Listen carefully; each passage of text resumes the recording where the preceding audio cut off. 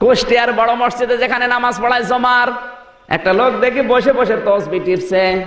ডাক দিয়ে বললাম, ভাই আপনি কি করেন? বলছে, হুজুর আমার কোনো কাজ নেই। কাজ নেই মানে শহরে থাকতে হলে টাকা লাগে। আমার বাবার জমি ছিল, বিক্রি করে ব্যাংকে রেখে দিয়েছি 35 লাখ টাকা।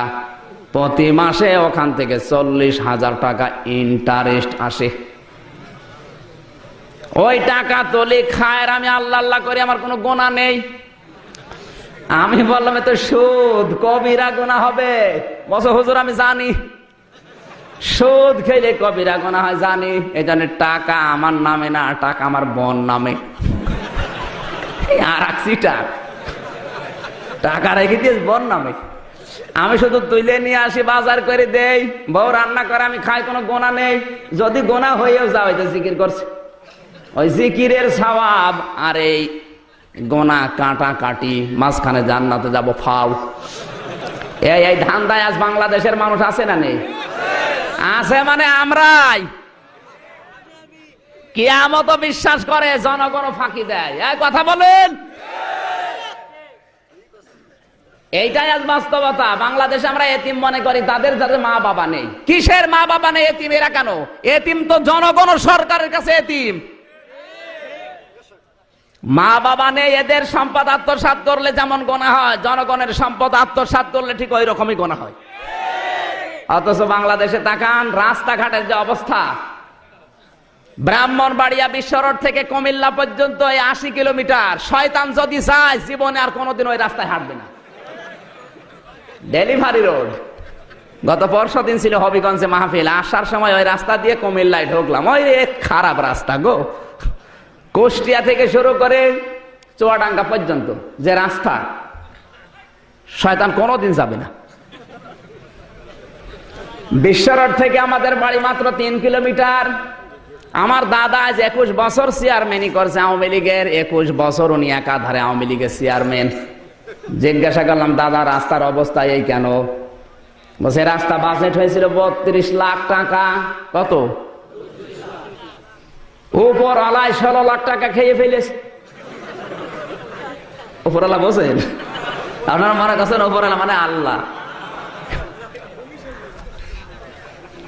বাকি 8 লাখ টাকা গেছে রুই কাতলার পেটে, আর 3 লাখ গেছে নল ঠেকিয়ে। যেহেতু মেহেরপুর, কুষ্টিয়া, চুয়াডাঙ্গায় নল বেশি। নল বোঝেন না? বগুড়া নল নেই। বাকি 5 লাখ দিয়ে রাস্তা। 32 লাখ টাকা খরচ করে রাস্তা বানালে যতদিন টিকতো, 5 লাখে টিকবে? কয়েক মাস যাওয়ার পরে হয়ে গেছে ডেলিভারি রোড। মেয়েদেরকে আর হাসপাতালে নেওয়া লাগে না বাচ্চা হওয়ার জন্যে। করিমনালাকে যদি বলেন, ভাই একটু জোরে চলেন, রাস্তায় কাজ হয়ে যাবে। এইরকম রাস্তা। জিজ্ঞাসা করলাম, দাদা উপরওয়ালার তো কোনো অভাব নেই? অভাব আছে? আপনারা ঘুমাচ্ছেন? আল্লাহ পাক বলেন, কুলহু আল্লাহু আহাদ আল্লাহু সামাদ। হে নবী আপনি বলুন, আল্লাহ এক, আল্লাহ অভাবহীন, আল্লাহর কোনো অভাব নেই। তো উপরওয়ালা তার অভাব নেই। 16 লাখ টাকা উপরওয়ালা খেয়ে ফেললো, করলো কি? আমারে বলছে, ওই 16 লাখ টাকা দিয়ে ইউনিয়নে যতগুলো মসজিদ ছিল, বিভিন্ন মসজিদে টানা কাঁচ লাগিয়ে দিয়েছে। একটা মসজিদ বানালে কয়জন নামাজ পড়ে? খুব বেশি হলো 400-500 জন। আর একটা রাস্তা, একটা ব্রিজ, একটা কালভার্ট যদি সংস্কার করে দেন, লক্ষ লক্ষ মানুষ ওই রাস্তা দিয়ে চলাফেরা করবে। কথা বলেন ঠিক কিনা? আসার সময় 1 কিলোমিটার আসার সময় যে রাস্তা দেখলাম,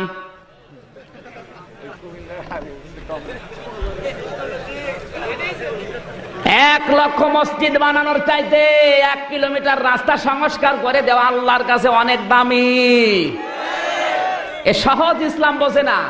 মানে রাস্তার টাকা, ব্রিজের টাকা, কালভার্টের টাকা আত্মসাৎ করে মসজিদ বানিয়ে দিচ্ছে। উল্টা বুঝবেন না। কিয়ামত বিশ্বাস করে শুধু ওই মুখে মুখে। কোরআনে কারীম জানিয়েছে, হ্যাঁ নবী আপনি জানেন ওই মানুষগুলোকে কারা? আরাইতাল্লাযী ইউকাযযিবু বিদ্দীন ফাযালিকাল্লাযী ইয়াদউল ইয়াতীম। আরো আয়তা হরফে ইস্তেফহাম, প্রশ্নবোধক চিহ্ন, ইন্টারগেটিভ সেন্টেন্স। এটা হে নবী, আপনি ওই মানুষগুলোকে দেখেছেন যারা কিয়ামত বিশ্বাস করে না? নবীজি বলেন, হে আল্লাহ, আমার কাছে যারা আসে সবই তো মুমিন, কিয়ামত বিশ্বাস না করলে মুমিন হয় কি করে? আল্লাহ পাক বলেন, হে নবী, মুসলমান আপনার কাছে নামধারী আসে, কিন্তু কিয়ামত বিশ্বাস করে না তারা যারা এতিমের গলায় ধাক্কা দেয়। এতিমের গলায় ধাক্কা দেওয়া মানুষ আছে না নেই? ধাক্কা মানে গলা ধরে ধাক্কা দেওয়া লাগবে না। আমি আগেই বলেছি এতিম কয়েক প্রকার। মা বাবা নেই এতিম, জনগণ সরকারের কাছে এতিম। সুতরাং দায়িত্বে থাকার পরে যারা তার অধীনস্থদেরকে গলা ধাক্কা দেয়, কারণে অকারণে অপমান করে, এই মানুষগুলো আল্লাহর কিয়ামত বিশ্বাস করে না। আমাকে নিচে নামা লাগবে? কোন এক দেশে, এই দেশে না, অনেকে মনে করেছে আবার হুজুর মনে হয় এই দেশের কথা বলছে। কোন এক দেশে, যেহেতু অনেকগুলো রাষ্ট্রে এবার সফর আছে, কোন এক দেশের কথা বলছে, কিন্তু ভাই উল্টা পাল্টা মনে করবেন না, মনে করেন সিঙ্গাপুরের কথা বলছে। 3 জন মানুষ এক জায়গায় বসে আছে, একজন মনের দুঃখ নিয়ে কাঁদতেছে, হাও মাও করে কাঁদে। একজন মনের শোকে হাসতেছে, হা হা করে হাসে। একজন হাসেও না কাঁদেও না, চুপ করে বসে আছে মাথা গুছিয়ে দিয়ে। পাশ দিয়ে যাচ্ছিল পুলিশের লোক, বলছে, এই তোরা ষড়যন্ত্র করছি, দেশ বিরোধী। 3 জনকে গ্রেপ্তার করে চলে যাচ্ছে। সাংবাদিকের সাথে দেখা, বলে, ভাই এদেরকে ধরে নিয়ে যাচ্ছেন, এদের অপরাধ কি? এদের নামে কোনো মামলা আছে, কেস আছে, হলিয়াস? বলছে, এরা গুরুত্বপূর্ণ অপরাধী। সাংবাদিক বলে, ভাই আমি একজন পেশায় সাংবাদিক, সকালবেলা রিপোর্ট লিখবো, তো কি লিখবো একটু বলেন না, এদের অপরাধ কি? পুলিশ বলে, না, এরা মারাত্মক অপরাধী, অপরাধের কথা বলা যাবে না। আল্লাহ পাক বলেন, হে নবী, আপনাকে বাঁচানোর দায়িত্ব আমার। যত ষড়যন্ত্র হবে, আপনাকে আমি আল্লাহ বাঁচাবো। জিবরাইলকে ডাক দিয়ে বললেন, যাও, পাথর 2টা যেন আর না গড়ে, যেখানে আছে ওই জায়গায় আটকিয়ে দাও। 1400 বছর আগে ওই 2টা পাথর আল্লাহ আটকিয়েছে, এখনো পর্যন্ত পাথর 2টা অবস্থায় আছে। যারা তায়েফে গেছে জিজ্ঞাসা করবেন। বারবার ওই পাথরের 2টার দিকে তাকিয়ে দেখলাম, আর 1400 বছর আগে ওই হাদিসের দিকে আমার মন চলে গেছে। বিশ্বনবীকে জিবরাইল ফেরেশতা কোলে করে পাহাড়ের পাদদেশে এক পাথরের কাছে গিয়ে ডাক দিয়ে বলে, পাথর, এমন নবীকে নিয়ে এসেছি যিনি দোজাহানের বাদশাহ, দয়া করে তুমি নবীর জন্য নরম তুলতুলে হয়ে যাও। জিবরাইল ফেরেশতা বলতে দেরি, পাথরটা তোলার মতো নরম হতে দেরি হয়নি। এখনো যারা দেখতে যায় ওই পাথরটা নড়ানো যায় নাকি? অথচ দূরে থেকে মনে হবে 20-22 জন লোক লাগবে নড়াতে। একেবারে তোলার মতো পাতলা করে নবীর সম্মানে আল্লাহ করে দিয়েছে। হযরতে আয়েশা বলেন, মাঝে মাঝে নবীর পিঠে আমি তেল দিতাম, দেখি কালো কালো চাকা চাকা দাগ। ডাক দিয়ে বললাম, হে নবী, এই কালো দাগ কিসের? বিশ্ব নবী বলেন, আয়েশা, ওদের তায়েফের ময়দানে কোরআন হাতে নিয়ে প্রচার করতে গিয়েছিলাম, ওরা আমাকে পাথর উপহার দিয়েছিল। ওই পাথরের আঘাতগুলো এখনো কালো কালো চাকা চাকা গর্ত হয়ে আছে।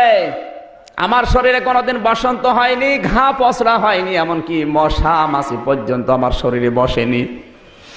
হে আয়েশা, কিয়ামতের ওই কঠিন ময়দানে আমার জীবনের কিছু যদি আল্লাহর কাছে ভালো না লাগে, পিঠের চাদরটা উঁচা করে আমার আল্লাহকে দেখাবো। রব্বুল আলামিন, তোমার যদি কিছুই পছন্দ না হয়, আমার পিঠটার দিকে তাকাও, তোমার কোরআন প্রচারের ফল এইটা। তুমি অন্তত আমার পিঠের দিকে তাকিয়ে হলো আজকে আমার উম্মতকে মাফ করে দাও। এই নবীকে গালি দেয়, একটা প্রোটেস্ট তো দূরের কথা, একটা বিবৃতিও আমরা দিতে পারি না। গত কয়েকদিন আগে এক কোলাঙ্গার কবি বলে গোনা হবে, কবি সৈয়দ শামসুল হক, কে রেখেছিল এই নাম আল্লাহ জানে। নাস্তিক কয়েকদিন আগে বক্তব্য দিয়েছে, আজানের আল্লাহু আকবার শুনলে আমার এত শরীর খারাপ হয়, মনে হয় কাককে বলি তুই কা কা কর। আরে শয়তানের জানাজা হয়, এর জানাজা দিয়েই কি আর না দিয়েই কি, অত এমনিও জাহান্নামে যাবে, অমনিও জাহান্নামে যাবে। যার আল্লাহু আকবার ভালো লাগে না, ওকে জান্নাতে দেবে আল্লাহ কি দেখে বলেন? কিয়ামতের ময়দানে হযরতে বেলালের এই ঘাড়টা উঁচাতে থাকবে নাকি? আল মুয়াজ্জিনুনা আতওয়ালুন নাসি আনাকা ইয়াউমাল কিয়ামা, কিয়ামতের সবচাইতে গলা উঁচু থাকবে কাদের? কেন? মুয়াজ্জিন যেহেতু বলে আল্লাহু আকবার, এজন্য ওর ঘাড় পর্যন্ত আল্লাহ কিয়ামতে উঁচা করে দেবে। আজ যারা বাংলাদেশে আল্লাহু আকবার মানতে চায় না, সহ্য করতে পারে না, ও নাস্তিক ও মুরতাদ মারা গেলে ওর জানাজা দরকার নেই, গরু ছাগলের মতো পুঁতে রাখবে।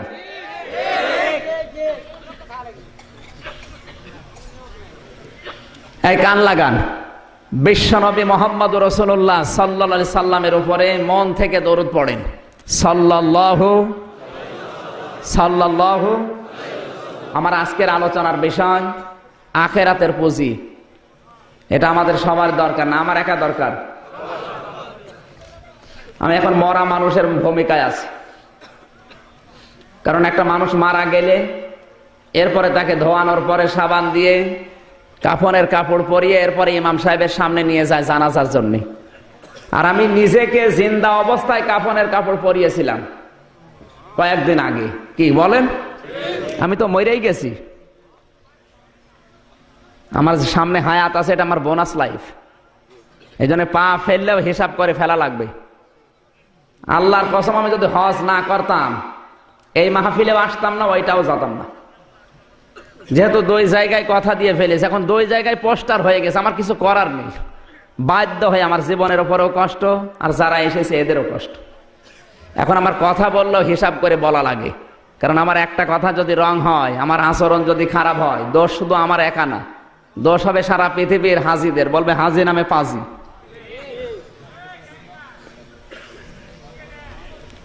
সম্মানিত ভাইরা, এই জন্যে আজকের তেলাওয়াত কিন্তু আয়াত খুব গুরুত্বপূর্ণ। হেদায়েতের নিয়তে শুনবে। সূরা হাশরের আয়াত। কোন সূরা? এটা পরিচিত একটা সূরা, যেহেতু প্রত্যেকদিন ফজরের পরে সূরা হাশরের আয়াত তেলাওয়াত হয় বাংলাদেশের বিভিন্ন মসজিদে, কিন্তু কি পড়ে ওইটা আমরা বুঝি না। হাশর মানে কি বলেন তো? এক জায়গায় হওয়া, একত্রিত করা। কিয়ামতের ওই ময়দানে, হাশরের ওই ময়দানে জবাব দেওয়া লাগবে নিজের জীবনের কর্মকাণ্ডের, এর নাম হাশর। এটা আমরা বিশ্বাস করি না, করি না? আমাদের যে বিশ্বাস, আর যারা হাশর বলে হাশর বিশ্বাস করেছিল, তাদের বিশ্বাস 100 ভাগ আর 2 ভাগ। হযরত ওমর হাশর সূরা পড়ে তিনি বিশ্বাস করতেন কিয়ামতে জবাব দেওয়া লাগবে জীবনের পুঙ্খানুপুঙ্খানু, এরপরে জান্নাত যদি ভাই ভাগ্যে। সূরা হাশর পড়ার পরে তার যে অভিজ্ঞতা লক্ষ্য করেন। সন্তানটা গেছে মাদ্রাসায়, হোসাইনও গেছে মাদ্রাসায়, বারবার কলম ফেলে দিচ্ছে, ডাক দিয়ে বলছে আব্দুল্লাহ কলম তুলে দাও। 1 বার 2 বার 3 বার, চতুর্থবার বলে কলম তুলে দাও। হযরত আব্দুল্লাহ বলে হোসাইন 3 বার কলম তুলে দিলাম, আবার তুলতে বলো, আমি কি তোমার চাকর নাকি, খাদেম নাকি? হোসাইন বলে তুমি শুধু খাদেম না, তুমি তো খাদেমের বাচ্চা খাদেম। যে এই কথা বলেছে গেছে রেগে, বাড়িতে যেয়ে বলে আব্বা আমি আর মাদ্রাসায় পড়বো না। কেন? আমাকে গালি দিয়েছে হোসাইন, আমি নাকি খাদেমের বাচ্চা খাদেম। বিচার যদি তুমি না করো, হোসাইনকে যদি শাস্তি না দাও, এ মাদ্রাসায় পড়া আমি বাদ দিয়ে দেব। হযরত ওমর বলে সন্তান, সকালবেলা বিচার হবে জমার দিন। মসজিদে নববীতে নবীজি যেখানে নামাজ আদায় করাতেন, ওই মসজিদে নববীর মেম্বার আর নবীর কবরে মাঝখানের জায়গাটা রিয়াজুল জান্নাত, তার মানে জান্নাতের বাগান। নবীজি যেখানে দাঁড়িয়ে নামাজ আদায় করাতেন, হযরত ওমর ওখানে দাঁড়ালেন, খুতবা দিচ্ছেন জমার। হাজার হাজার সাহাবী নবীর। ডাক দিয়ে বললেন হোসাইন এখানে আছে? বলে হ্যাঁ, সামনে আসো। তুমি আমার সন্তান আব্দুল্লাহকে গালি দিয়েছ, এই কান লাগান। হযরত হোসাইন বলেন হ্যাঁ আমি গালি দিয়েছি। কেন দিলে? তুমি আমার সন্তানটাকে খাদেমের বাচ্চা খাদেম বলেছো। তুমি কি জানো এখন আমার পজিশন কোন জায়গায়? আমি দেশের প্রেসিডেন্ট। আগে বলেছি বাংলাদেশ 14টা জোড়া দিলে যত বড় হয়, সৌদি আরব একাই অত বড়। তাহলে এত বড় দেশের বাদশাহ তার ছেলেকে গালি দিচ্ছে খাদেমের বাচ্চা খাদেম, মাথা ঠিক থাকবে? হযরত হোসাইন ডাক দিয়ে বলে খলিফা, বুকে হাত দিয়ে সত্যি করে বলেন তো, আপনি কি আমার নানার খাদেম না? কথা বন্ধ হয়ে গেছে। হযরত ওমর চোখ দিয়ে অঝর নয়নে পানি ঝরছে। ডাক দিয়েছে, হোসাইন, যে কথাটা বললে এটা লিখে দিতে পারবে? কাগজ নিয়ে আসেন। ওই সময় তো এরকম অ্যাভেলেবেল কাগজ না, খেজুরের পাতা নিয়ে এসেছে। হযরত হোসাইন লিখে দিয়েছে, ওমর আমার নানা মুহাম্মদুর রাসূলুল্লাহর খাদেম। ইতি হোসাইন ইবনে আলী লিখে সই করে দিলাম। কাগজটা হাতে নিয়ে হযরত ওমর বারবার চুমা খায়। সন্তানকে ডাক দিয়ে বলে, বাবা বিচার হয়ে গেছে। ছোট্ট মানুষ বোঝে না, ডাক দিয়ে বলে, আব্বা বিচার তো শুরুই হয়নি, হোসাইনকে তো শাস্তি দিলে না, কিসের বিচার হয়ে গেল? হযরত ওমর বলে, সন্তান, যে বিচার করেছি এটা দুনিয়ার শুধু বিচার না, আমি যেদিন মারা যাব এই কাগজটা আমার কাফনের ভেতরে দিয়ে দেবে। ময়দানে কিয়ামতে আল্লাহ যখন জাব্বার আর কাহার নাম নিয়ে বিচার আরম্ভ করবে, আমার ওমরের জীবনে কিছু যদি আমার আল্লাহর কাছে ভালো না লাগে, এই কাগজটা উঁচা করে আল্লাহকে দেখাবো, রব্বুল আলামিন তোমার নবীর নাতি লিখে দিয়েছে আমি তোমার নবীর খাদেম ছিলাম, এই ওসিলা করে হলেও আজকে তুমি আমারে মাফ করে দাও। তাদের কিয়ামত, তাদের হাসর আর আমাদের হাসরের বিশ্বাস সমান না, বলেন? কোরআনে কারীম জানিয়েছে, ক্বাদ খাসিরাল্লাযীনা কাযযাবু বিলিকাইল্লাহ হাত্তা ইযা জাতুহুমুস সাআতু বাগতাতান ক্বালু ইয়া হাসরাতানা আলা মা ফাররাতনা ফিহা। সূরা নাম 7 নাম্বার পারার 10 নাম্বার পৃষ্ঠা 9 7 নাম্বার লাইনে 4 নাম্বার রোকরে 31 নাম্বার আয়াতের প্রথম অংশে এটা আছে। তাফসিরে ইবনে কাসির থেকে বলছে, তাফসিরে মারিফুল কোরআনে আছে, আল্লাহ পাক বলেন ক্ষতিগ্রস্ত হয়েই গেছে। খাসিরা এটা মাছের শেখা, ক্ষতিগ্রস্ত হয়েই গেছে ওই মানুষের জীবন যারা আমার আল্লাহর সাক্ষাৎকে বিশ্বাস করে না। হঠাৎ করে যখন তাদের সামনে মরণ এসে যায়, পেছনের দিকে তাকায় আর আজরাইলের দিকে তাকায়, তাকিয়ে দেখে আল্লাহ এ কি করলাম আমি। এখানে সাআতুনের অর্থ হয় দুইটা, হয় কিয়ামত অথবা মরণ। মরণের সময় যে যন্ত্রণা হযরতে আজরাইলকে দেখার পরে আরম্ভ হয়ে যায়, তখন পেছনের দিকে তাকায় আর বলে আল্লাহ আমি এ কি করেছি। অহুম ইয়াহমিলুনা আওযারহুম আলা যুহুরিহিম, ওয়া মানে এবং হুম মানে তারা, ইয়াহমিলু হামালা ইয়াহমালে মানে বহন করা, এটা মোজারের আলোচনা, বর্তমান ভবিষ্যৎ প্রেজেন্ট ফিউচার। আলা মানে উপরে, জারের বহুবচন আওযার, জোর মানে পেট, হিম মানে তাদের, এদের পিঠের উপরে কিয়ামতের ময়দানে আল্লাহ গোনার বোঝাগুলো চাপিয়ে দেবে। এখানে শিক্ষা আছে একটা, আমি অনেকগুলো তাফসীর গবেষণা করে এটা বের করেছি। ঝাড়ের বহুবচন যেহেতু আমার আল্লাহ ঝাড় দিয়েছেন, কিয়ামতে অনেক মানুষের পিঠের উপরে আল্লাহ গোনার বোঝাগুলো এমন চাপাবে, ফেরেশতারা দেখে বলবে আলা সামা ইয়াসিরুন, কত নিকৃষ্ট বোঝা এই লোকটা বহন করে নিয়ে যাচ্ছে। একটা মানুষ দুনিয়ায় 50 বছর হায়াত পেয়েছে, 5 মণ গোনা করেছিল। কয় মণ? কথা বোঝে? 50 বছরে 5 মণ গোনা করে লোকটা মারা গেছে। কিয়ামতের ময়দান ওর পিঠের উপরে 5 মণ গোনা চাপিয়ে দিলেই তো ওর হিসাব শেষ নাকি না? মানে কিন্তু একটা মানুষের গোনা করেছিল 5 মণ, ওর মাথার উপরে পিঠের উপরে যদি আল্লাহ 500 মণ গোনা চাপিয়ে দেয়, তাহলে আল্লাহ অবিচারক। হ্যাঁ, আলাইসাল্লাহু বিকাফিন আবদা, আলাইসাল্লাহু বিআহকামিল হাকিমিন, আমি ন্যায় বিচারক। অথচ 500 মণ গোনা ওর পিঠের উপরে, ও তো গোনা করেছিল 5 মণ। দোষ অবশ্যই আল্লাহর দোষ। এই কথা বলেন না কেন? না মানে আপনি হিসাবটা মিলিয়ে দেন, 5 মণ গোনা করেছে, 5 মণ তুলে দেবে, 500 মণ ওর পিঠের উপরে দেবে কোন কারণে? এবার কারণ বলছি, যাদের জীবনের সাথে মিলবে মিলিয়ে নেন, না আয়াত বাদ দিয়ে দেব? একটা মানুষ 50 বছর বয়স পর্যন্ত 5 মণ গোনা করে মারা গেছে, আমিও জানি। কিন্তু লোকটার ছেলে তো বসে নেই, ওর মেয়ে তো বসে নেই। ওর ছেলে ওর সম্পদ নিয়ে, টাকা পয়সা নিয়ে 180 মাইল বেগে গোনা চালাচ্ছে। ওর মেয়ে সারা দিন সারা রাত বসে বসে ও নিজে এখন কিরণমালা হয়ে গেছে। আর ওর যে বউটা দুনিয়ায় বউ আর বউ নেই, ও বউ হয়ে গেছে কটকটি। এরকম বউ, এরকম মেয়ে, এরকম ছেলে, অথবা এমন একটা সংগঠন তৈরি করেছে যে সংগঠনের লোকেরা সারা জীবন মানুষের উপর অত্যাচার চালায়, জুলুম নির্যাতন করে। এমন একটা দল বানিয়েছে যে দলের লোকেরা মানুষকে দেখতে পারে না। আপনি হয়তো মারা গেছেন 50 বছর বয়সে 5 মণ গোনা করে, কিন্তু এরা তো বসে নেই। আপনার দলীয় লোক, আপনার সংগঠনের লোক, আপনার ছেলে, আপনার মেয়ে, আপনার সম্পদ দিয়ে, আপনার মেধা দিয়ে, আপনার ক্ষমতা দিয়ে যত অন্যায় দুনিয়াতে করবে, এর একটা গোনা ফেলাক্সে লোড হয়ে আপনার আমল নামায় যাবে। এই জন্য 5 মণ গোনা হয়ে গেছে। কত মণ?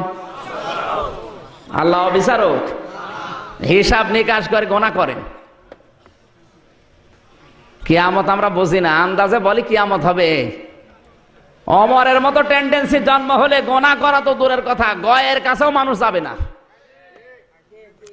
হাদিসটা যদিও দুর্বল, আমি শিক্ষার জন্য বলছি। হযরত আব্দুল্লাহ বলেন, আমার বাবা ইন্তেকালের 12 বছর পরে স্বপ্নে দেখলাম সুন্দর করে গোসল করে ভেজা কাপড় পরে বাড়ির দিকে আসতেছে। ডাক দিয়ে বললাম, বাবা এতদিন কোথায় ছিলে? হযরত ওমর বলে, সন্তান 12 বছর আমি দুনিয়ার জীবন ছেড়েছি। এই 12টা বছর পর এখন আমি জবাব দিচ্ছিলাম আল্লাহর দরবারে। আমার জীবনের কর্মকাণ্ডের হিসাব আমার আল্লাহর দরবারে তুলে ধরেছি। মহান আল্লাহ শেষ পর্যন্ত আমাকে তার গাফফার নামের ওসিলায় মাফ করে দিয়েছে। এখন আমি জান্নাতের নহর থেকে গোসল করে জান্নাতের এই কাপড় পরে জান্নাতে যাচ্ছি। আমার ভাইরা, যেই লোকটাকে পৃথিবীতে জিন্দা অবস্থায় জান্নাতের গ্যারান্টি আমার আল্লাহ পাঠিয়ে দিয়েছেন, 10 জন মানুষ জান্নাতের সার্টিফিকেট পেয়েছে জিন্দা অবস্থায়। হযরত ওমর তার ভেতরে 2 নাম্বার। যে রাস্তা দিয়েছে তো 40 দিন শয়তান ওই রাস্তায় যেতে ভয় পেত। নবীজি জানিয়েছেন, আমার পরে যদি কেউ নবী হয়, ওমর আমার আল্লাহর নবী হয়ে যাবে। পৃথিবীতে এত বড় কথা কোন সাহাবীর পক্ষে নেই, এত সম্মান যার। বিশ্বনবী মাঝে মাঝেই বলতেন, আকাশের তারকা দেখতে পাও, 1 দিন 2 দিন 3 দিন গণনা করবা, হয়তো একদিন শেষ হয়ে যাবে তারকা। কিন্তু ওমর মুসলমান হওয়ার পরে যত ভালো ভালো কাজের আঞ্জাম দিয়েছে, কিয়ামত পর্যন্ত মানুষ ওমরের নেকি গণনা করবে, শেষ হবে না। এই মানুষের যদি 12 বছর লাগে তা আল্লাহ মাফ করে দিয়েছে, আমাদের কয় বছর লাগবে? এর নাম কিয়ামত। মানে আন্দাজে বিশ্বাস করে বসে আছে, কিয়ামত বিশ্বাস করে, আবার সুদ খাওয়ার জম। কুষ্টিয়ার বড় মসজিদে যেখানে নামাজ পড়ায় জমার, একটা লোক দেখি বসে বসে তসবিহ টিপছে। ডাক দিয়ে বললাম, ভাই আপনি কি করেন? বলছে, হুজুর আমার কোনো কাজ নেই। কাজ নেই মানে শহরে থাকতে হলে টাকা লাগে। আমার বাবার জমি ছিল, বিক্রি করে ব্যাংকে রেখে দিয়েছি 35 লাখ টাকা। প্রতি মাসে ওখান থেকে 40,000 টাকা ইন্টারেস্ট আসে। ওই টাকা তোলে খায়, আমি আল্লাহ আল্লাহ করি, আমার কোনো গোনা নেই। আমি বললাম, এ তো সুদ, কবিরা গোনা হবে। বলছে, হুজুর আমি জানি সুদ খেলে কবিরা গোনা হয়, জানি। এই জন্য টাকা আমার নামে না, টাকা আমার বোন নামে। আর টাকা রেখে দিয়েছ বোন নামে। আমি শুধু তুলে নিয়ে আসি, বাজার করে দেই, বউ রান্না করে, আমি খাই, কোনো গোনা নেই। যদি গোনা হয়েও যাও, তো জিকির করছে, ওই জিকিরের সওয়াব আর এই গোনা কাটা কাটি, মাঝখানে জান্নাতে যাব ফাউ। এই ধান্দায় আজ বাংলাদেশের মানুষ আছে না নেই? আছে, মানে আমরাই। কিয়ামত বিশ্বাস করে, জনগণ ফাঁকি দেয়। এই কথা বলেন, এইটাই আজ বাস্তবতা। বাংলাদেশে আমরা এতিম মনে করি তাদের যাদের মা বাবা নেই। কিসের মা বাবা নেই? এতিম এরা কেন? এতিম তো জনগণ, সরকারের কাছে এতিম। মা বাবা নেই, এদের সম্পদ আত্মসাৎ করলে যেমন গোনা হয়, জনগণের সম্পদ আত্মসাৎ করলে ঠিক ওই রকমই গোনা হয়। অথচ বাংলাদেশে তাকান, রাস্তাঘাটের যে অবস্থা, ব্রাহ্মণবাড়িয়া বিশ্ব রোড থেকে কুমিল্লা পর্যন্ত 80 কিলোমিটার। শয়তান যদি চায় জীবনে আর কোনোদিন ওই রাস্তায় হাঁটবে না। Delivery road. গত পরশুদিন ছিল হবিগঞ্জে মাহফিল, আসার সময় ওই রাস্তা দিয়ে কুমিল্লায় ঢুকলাম। ওই খারাপ রাস্তা গো, কুষ্টিয়া থেকে শুরু করে চুয়াডাঙ্গা পর্যন্ত যে রাস্তা, শয়তান কোনোদিন যাবে না। বিশ্ব রোড থেকে আমাদের বাড়ি মাত্র 3 কিলোমিটার। আমার দাদা আজ 21 বছর চেয়ারম্যানই করছে আওয়ামী লীগের। 21 বছর উনি একাধারে আওয়ামী লীগের চেয়ারম্যান। জিজ্ঞাসা করলাম, দাদা রাস্তার অবস্থা এই কেন? বলছে রাস্তা বাজেট হয়েছিল 32 লাখ টাকা। কত? উপর আলায় 16 লাখ টাকা খেয়ে ফেলেছে। উপরওয়ালা বলছেন, আপনারা মনে করছেন উপরওয়ালা মানে আল্লাহ। বাকি 8 লাখ টাকা গেছে রুই কাতলার পেটে, আর 3 লাখ গেছে নল ঠেকিয়ে। যেহেতু মেহেরপুর, কুষ্টিয়া, চুয়াডাঙ্গায় নল বেশি। নল বোঝেন না? বগুড়া নল নেই। বাকি 5 লাখ দিয়ে রাস্তা। 32 লাখ টাকা খরচ করে রাস্তা বানালে যতদিন টিকতো, 5 লাখে টিকবে? কয়েক মাস যাওয়ার পরে হয়ে গেছে ডেলিভারি রোড। মেয়েদেরকে আর হাসপাতালে নেওয়া লাগে না বাচ্চা হওয়ার জন্যে। করিমনালাকে যদি বলেন ভাই একটু জোরে চলেন, রাস্তায় কাজ হয়ে যাবে। এইরকম রাস্তা। জিজ্ঞাসা করলাম, দাদা উপরওয়ালার তো কোনো অভাব নেই? অভাব আছে? আপনারা ঘুমাচ্ছেন? আল্লাহ পাক বলেন, কুলহু আল্লাহু আহাদ আল্লাহু সামাদ। হে নবী আপনি বলুন আল্লাহ এক, আল্লাহ অভাবহীন, আল্লাহর কোনো অভাব নেই। তো উপরওয়ালা তার অভাব নেই। 16 লাখ টাকা উপরওয়ালা খেয়ে ফেললো, করলো কি? আমারে বলছে ওই 16 লাখ টাকা দিয়ে ইউনিয়নে যতগুলো মসজিদ ছিল, বিভিন্ন মসজিদে টানা কাঁচ লাগিয়ে দিয়েছে। একটা মসজিদ বানালে কয়জন নামাজ পড়ে? খুব বেশি হলো 400-500 জন। আর একটা রাস্তা, একটা ব্রিজ, একটা কালভার্ট যদি সংস্কার করে দেন, লক্ষ লক্ষ মানুষ ওই রাস্তা দিয়ে চলাফেরা করবে। কথা বলেন ঠিক কিনা? আসার সময় 1 কিলোমিটার আসার সময় যে রাস্তা দেখলাম,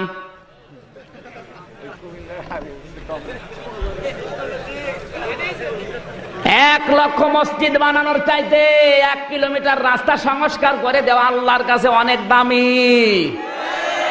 এ সহজ ইসলাম বোঝে না। মানে রাস্তার টাকা, ব্রিজের টাকা, কালভার্টের টাকা আত্মসাৎ করে মসজিদ বানিয়ে দিচ্ছে। উল্টা বুঝবেন না। কিয়ামত বিশ্বাস করে শুধু ওই মুখে মুখে। কোরআনে কারীম জানিয়েছে, হ্যাঁ নবী আপনি জানেন ওই মানুষগুলোকে কারা? আরাইতাল্লাযী ইউকাযযিবু বিদ্দীন ফাযালিকাল্লাযী ইয়াদউল ইয়াতীম। আরাইতা হরফে ইস্তেফহাম, প্রশ্নবোধক চিহ্ন, ইন্টারগেটিভ সেন্টেন্স এটা। হে নবী আপনি ওই মানুষগুলোকে দেখেছেন যারা কিয়ামত বিশ্বাস করে না? নবীজি বলেন, হে আল্লাহ আমার কাছে যারা আসে সবই তো মুমিন, কিয়ামত বিশ্বাস না করলে মুমিন হয় কি করে? আল্লাহ পাক বলেন, হে নবী মুসলমান আপনার কাছে নামধারী আসে, কিন্তু কিয়ামত বিশ্বাস করে না তারা যারা এতিমের গলায় ধাক্কা দেয়,